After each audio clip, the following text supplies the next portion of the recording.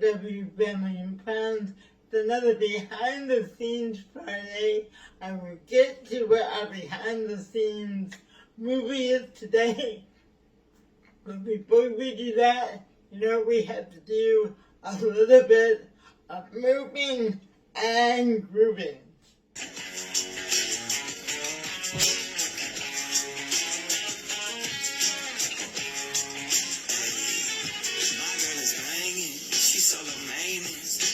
Champagne, poppin' entertainment. Take her to Wendy's, can't keep her off. She wanna dip me like them fries in her frosty. But every now and then when I get paid, I gotta spoil my baby with another pay. Yeah, we fancy like Applebee's on a date night. Got that Bourbon Street steak with the Oreo shake and some whipped cream on the top too. 2 straws, 1 check, girl, I got you. Bougie like Maddie in the styrofoam. Squeaking in the truck, bed all the way home. Some Alabama jammer, she my Dixieland delight. That's how we do, fancy like. Fancy like. Fancy like.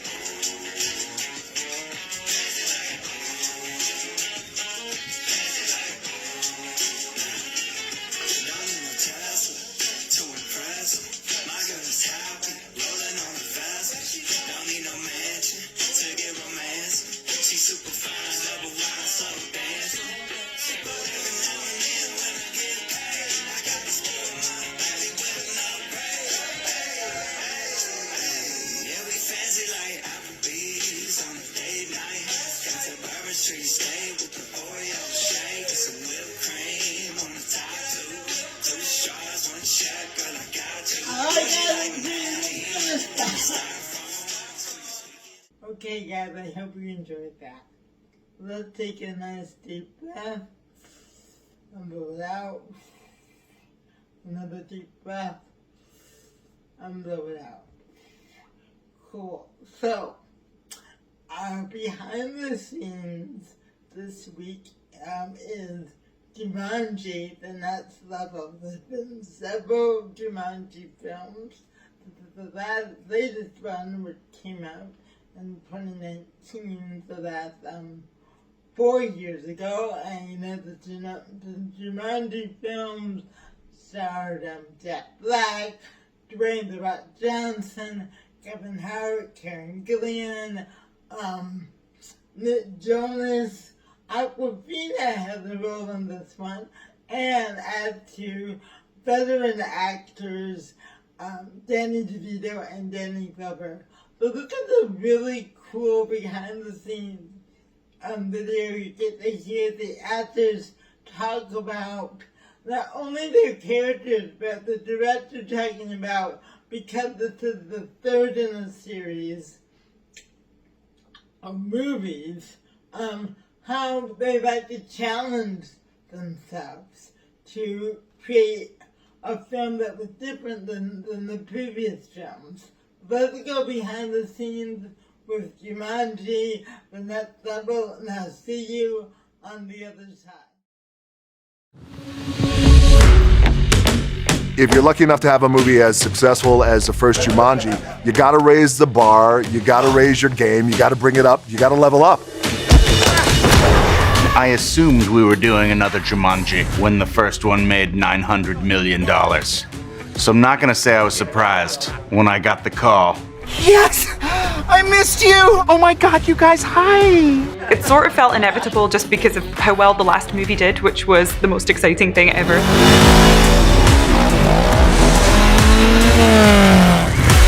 I think audiences responded so positively to our first Jumanji for a few reasons. It was fun, it had a ton of heart, and I think it was a surprise. We had a movie for everybody. That's hard to do. It doesn't matter who you are. This is a movie for you. There's a lot of places that we wanted to expand on this movie, and we're like, how do we grow this? Where can we take this to really start to open up the world? Making the first movie was one of the great experiences of my career, and the fact that we also enjoy working together so much made it so it was just sort of irresistible to do another one.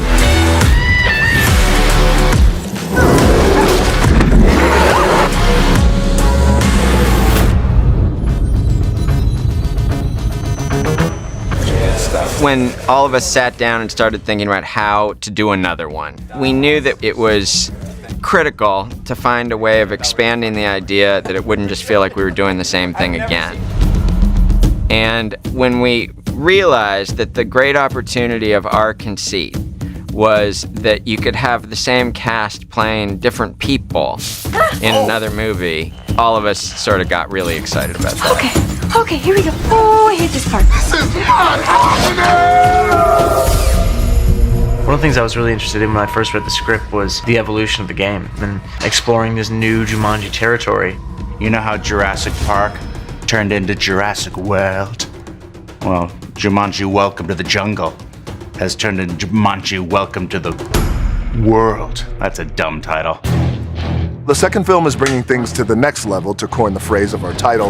We go to the next level with our action sequences, our set pieces, and we are also no longer just in the jungle. We're going way beyond the jungle.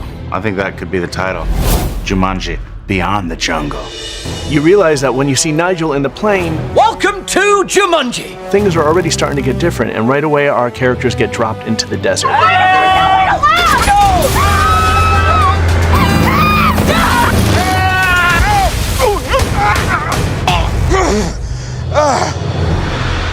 Great, we cut. Yeah. Another possible title is Jumanji Infinity Game. It's a combination of Infinity Wars and Endgame. Infinity Game. It is a game. Along with trying to figure out what we could do to sort of turn the characters upside down, part of the thought was, well, wouldn't it be cool to go somewhere different? We should get out of here. I was very excited to find out that it wasn't just the jungle. I love the jungle. The jungle's the best. But there are a lot of mosquitoes in the jungle, and I could do without those in this costume. I've got multiple new powers, very little weaknesses. That is the blessing and the curse of Dr. Smolder Bravestone. But here's the greatest power of all. What he has is the smolder.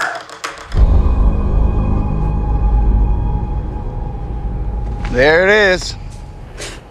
Ew, old man, get it together. It makes livers quiver. Women.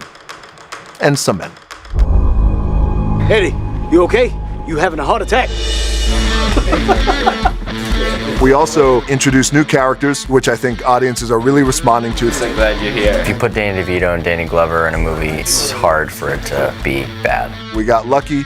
Danny read the script and he said, I'm in. I saw the first movie, he loved it. Same thing with Danny Glover. It's funny, and it's adventure, and it's like characters that you love, and really exciting. And it doesn't take itself serious. I think that's what it's about. So you get young kids into that, see it over and over and over again. It is family friendly. I'm a little bit nervous around them. I don't get nervous around people. I just like don't want to say anything stupid. So when they come into a room, I'm like, hello sir, how are you?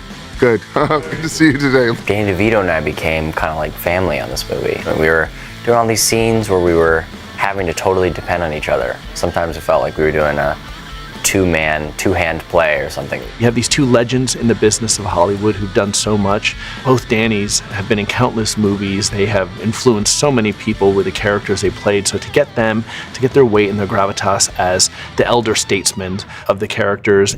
You hear something? It's probably the heater, it's broken. Jake brought up this new character, Ming, who then at some point turns into Spencer's grandpa. Grandpa? Why? And I was like, who's playing the grandpa? And he was like, Danny DeVito. And I was like, oh my God. You're not born with a voice like this to not play Danny DeVito at some point in your life. Check it out, I got hair. Awkwafina kicks major ass.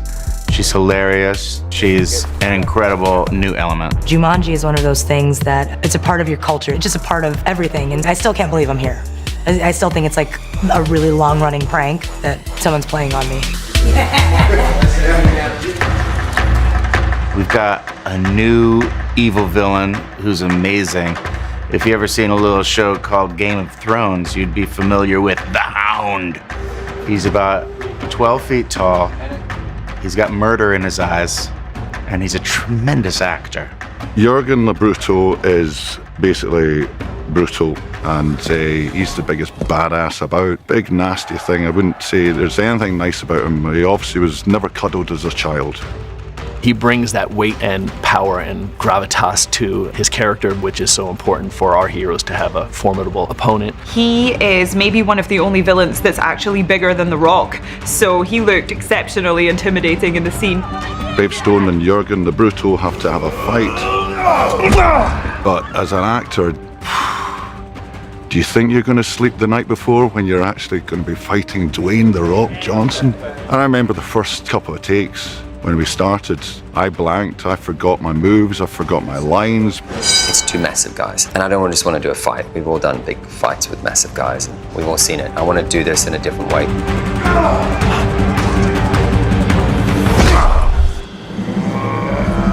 And then there's a series of smashing through stuff.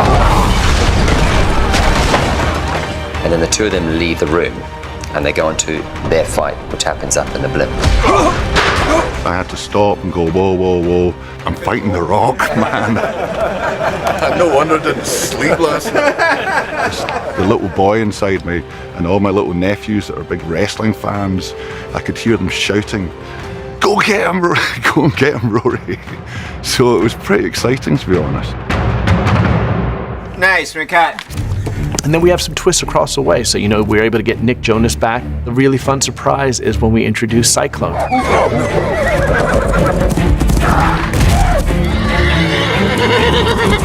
It's a beautiful horse and so professional on set. And getting to ride in on that horse with that movie star entrance was pretty fun.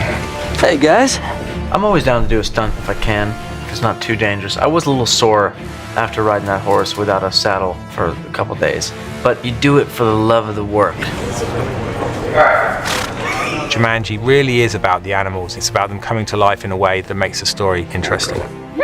And we spent a lot of time working tirelessly to bring these animals to life and these environments to life. What's he doing? Wait, there are no such things as flying horses. That's a spoiler, because in case people thought there were really ones out there. So you have to work out, what is it that makes something look like it's flying? What is it that makes a horse look like a horse? Where does it make sense for the wings to connect on a horse? And Jake said from the start, this is not a scientific documentary about the emergence of horse wings. They come out really quickly, and it's a brilliant moment.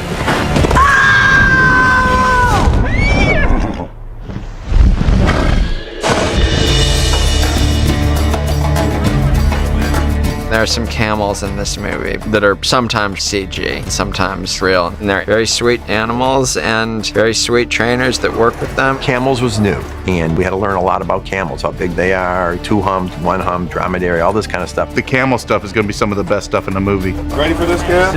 Nope. Those weren't my best days on set. Definitely wasn't looking forward to that. Oh, shit! Oh, shit! Oh, shit! I didn't even think that I would meet a camel in my life. In fact, I once saw a picture of a camel and I didn't know what it was. I didn't know what animal it was because I'm from New York. I'd seen a cow at like 25. That was the first time. DJ Kev is legit scared of this. It is what it is. You gotta do it. You signed that piece of paper that said you would do the movie. So in the movie, we ride camels. There was no way around it. And you sit on a camel's hump and they stand up. It's like, Luckily I didn't fall, but you go up high, you're like 12 feet up in the air. Always remember. Hey, we're just chilling, aren't we? I love the camels. I particularly love my camel. My favorite moment maybe was when Aquafina's camel just kept looking straight down the lens of the camera. Just love the idea that everybody's acting and then there's this camel that's just like, brilliant. His acting coach could have told him that. You never look down the barrel, and you don't pee on roll, all right? You don't pee on the roll, all right? I gotta tell him that next time. I'm gonna text him. We have a WhatsApp group, me and the camels. Camel almost threw me off too, true story. Nobody else, just me. Just Kevin. Why are you doing that? Just not releasing himself. See what I'm saying? See what I'm saying? See what I'm saying? See?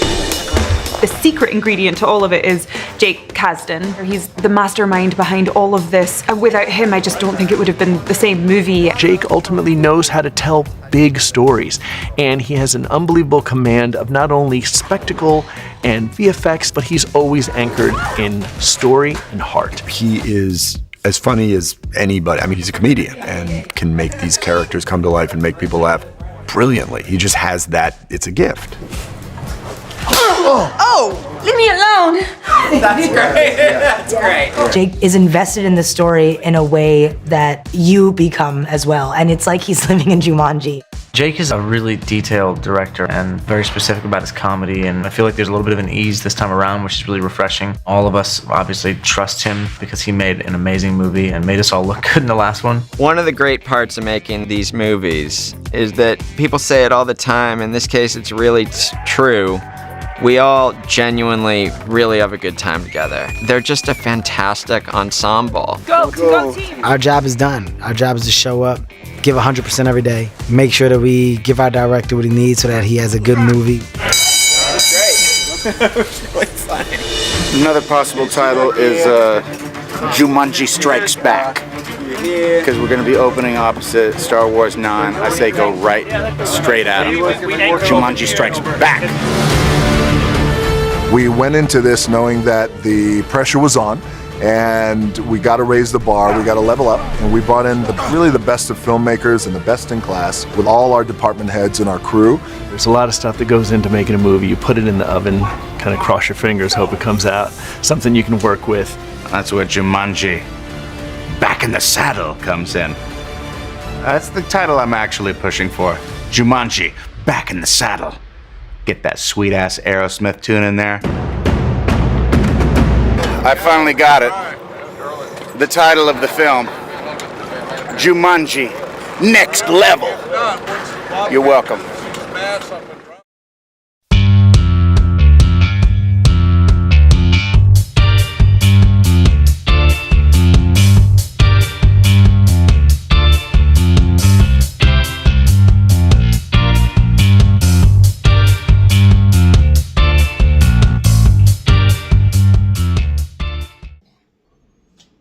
Alright guys, I hope you enjoyed that.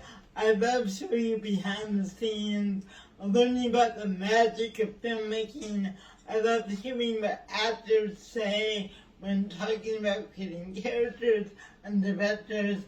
And what I thought was really nice about this one is, because this was the third movie in a series, how the artists, the actors, the directors, the crew were trying to challenge themselves to create a better film, or a different film, to really go to the next level. So guys, what was your favorite part? Share that with me in the chat, or call me 323-364-2478 and share that as a message. Alright, so guys, we're gonna move it and groove it. Yesterday was the 21st day of September. My all-time favorite song is September, so we're gonna rock out to one of my all-time favorite songs in honor of yesterday, the 21st day of September. I played this before. I love this oldie but goodie. Let's back out to September, shall we?